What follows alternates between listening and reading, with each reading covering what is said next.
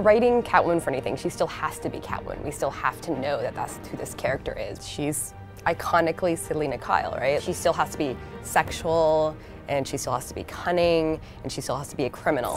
For us, because of the kinds of games we make and the kinds of stories we tell, we can put her in the middle and let the player help shape that. I think that's one of the most fun things about playing her is that moral gray area that she stands in, because as you're doing the lines, it's fun not to give certain things away or to pretend that you have a different intention than you actually do and the player doesn't know.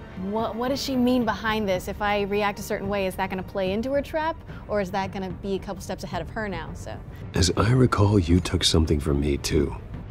Hope you're getting some use out of that grappling gun. I'm more interested in how I can use you. I think she's the kind of person who is always one of the smartest people in the room, even if she doesn't represent herself that way.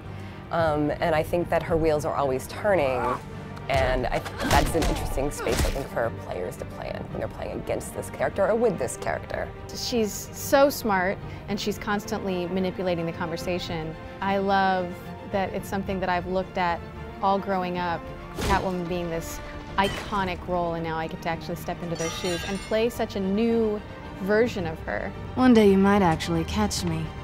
Tonight. Don't you know not to corner a wild animal? It's dangerous.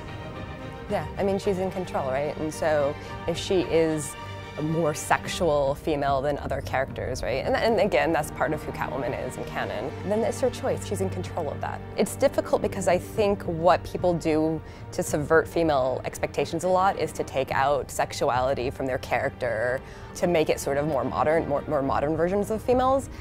I don't always agree with that, right? And so I think the best thing that you can do to subvert some of that sort of femme fatale cliches and tropes is to not make her a mess, is to give her power and competency.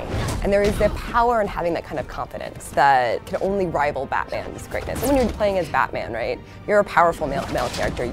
To have like a love interest or a partner or even a villain, an adversary, they need to be equal to you in some way. And I think that she's able to mess with people's minds a little bit better than he is.